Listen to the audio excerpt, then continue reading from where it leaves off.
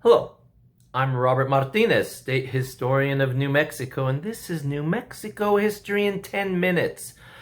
New Mexico in the mid-1600s to 1680 is a cauldron of Iberian, Mesoamerican, Mexican Indian, and Pueblo Indian cultures interacting, sometimes lovingly, sometimes painfully.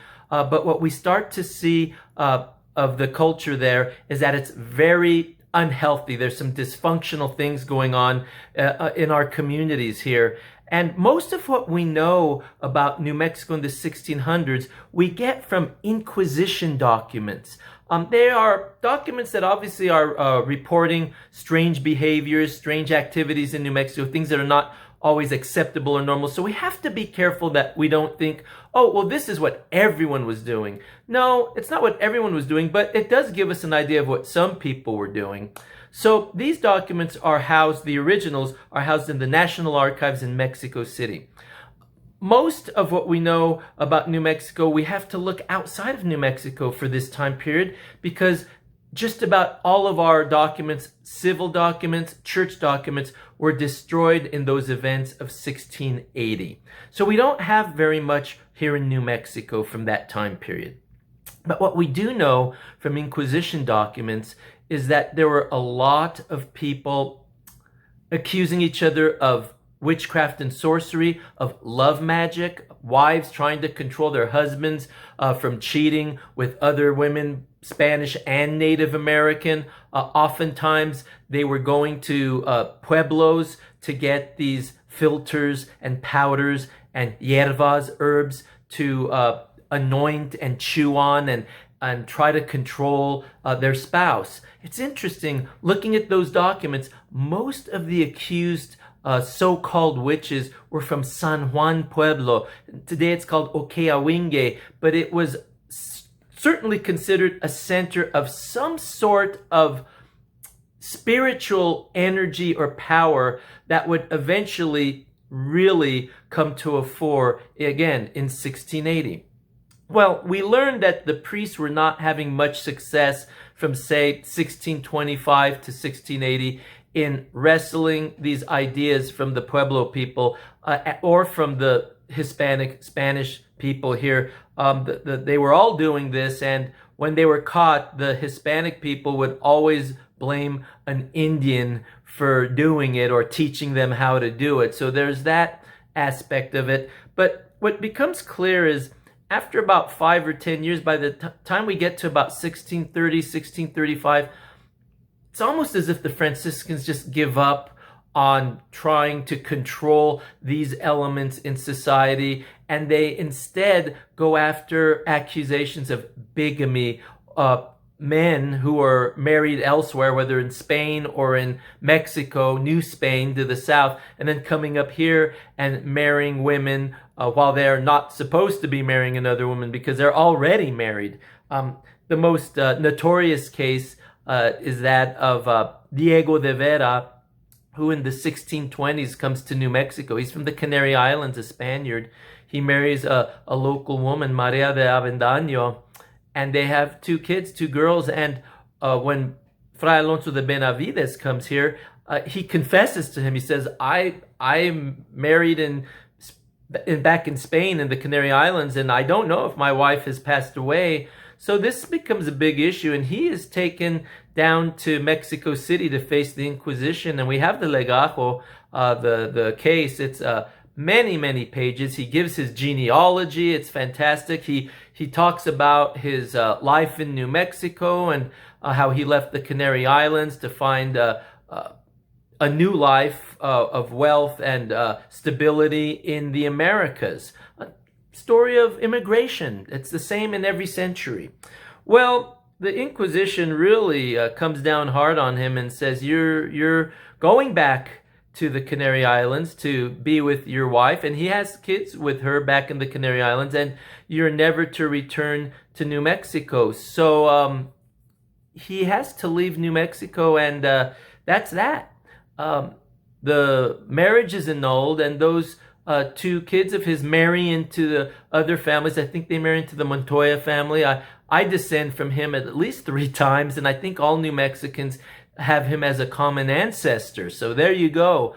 But this is what happens, and what we see happening by the 1650s, there are rumblings in the documents about the Pueblos being unhappy. They're not just taking whatever the Spaniards give them. And the Spaniards are successful at quelling some of the revolts that could have happened, but there's problems in all directions. One of the governors, Bernardo Lopez de Mendizabal, he's accused of being a secret Jew, a judaizante, and he and his wife were taken down to Mexico City and put on trial by the Inquisition. And those documents have all kinds of information in them. For us Martinez people, we learned that the sons of Hernan Martin Serrano, Hernan II and Luis, were considered or called mestizos and indios. So this is where we start to get a lot of the ideas about who our ancestors were. Diego de Montoya at one point gets in trouble because he engages in some ritual practices with some Apaches out in the Llanos in the plains, which involved him being crowned some sort of chieftain or a king, and him having some sort of illicit activity with one of the Native American women, and he's investigated by the Inquisition. All of these documents tell us all kinds of things about the life and times of New Mexico at that period. But what we need to look at now is what starts to happen in the 1670s. Drought, famine, it gets to be really tough here. There's no food. And what happens with the Pueblos is they start to feel that maybe abandoning their old religion for Catholicism was not such a good idea, and that their spirits were deserting them. So they go back into their kivas, and it causes a problem, which results in some of the leaders, the spiritual leaders, the shaman of the Pueblos, are brought to Santa Fe to be punished. And they're considered witches in the eyes of the Españoles, the governor at the time, and the priests. So these spiritual leaders of the Pueblos are brought, and so are their cohorts, and a few of them are executed. They're hung, and others are publicly whipped and beaten. And this is a problem, because what it does is it plants the seeds of anger, rancor, fury. These people are not happy with Spanish rule. They're not able to eat. They're not able to pray. They're being told not to speak their own languages. And so one of the people who were taken and whipped was Popé. He was from Okeawinge, San Juan Pueblo. And he goes back to his pueblo, and he starts to hatch an idea to get rid of the Spanish. And at some point, he aligns with the Taos Pueblo people. And the story goes that he's working with a mixed blood man by the name of Naranjo, who might have been mulatto or African.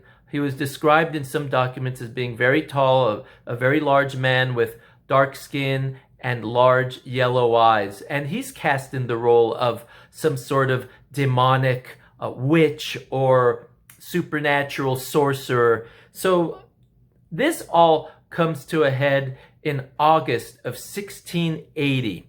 Via de San Lorenzo. The Pueblos had their own languages. So they must have used Spanish as a lingua franca, a common language to communicate, because the plan is set to take place August 11th. Runners are sent carrying quipus. They look like rosaries. They're little strands of rope with beads on them, or knots tied on, as a way of counting down. And these messengers could run. It makes you think of marathon in ancient Greece, when they would run for long distances to send messages. And that's what you had going on here in New Mexico. And it wasn't a perfect plan. There were some people who thought it was not a good idea. So some Pueblo people alerted Governor Otermin in Santa Fe what was going to happen, but it was too late. August 1680, the first revolution in what is today the United States of America. Forget 1776. 1680, the Pueblo Revolution, the Pueblo Revolt. Some people have a different name for it, the St. Lawrence Massacre. But nonetheless, it's a violent revolt that results in men, women, and children being killed. The people are forced to flee to Santa Fe for refuge. And at some point, these folks are holed up in Santa Fe. They fortify themselves there. But Popé and his warriors, his army, are quite astute. They cut off the supply of water to Santa Fe. And at some point, the Spanish are forced to surrender. And the Pueblo warriors, the Pueblo revolutionaries, allow the surviving Spanish enclave to leave and depart New Mexico. So this is the Pueblo Revolt of 1680. Next time I'll talk about the aftermath and what happens next. Hasta luego. Bye.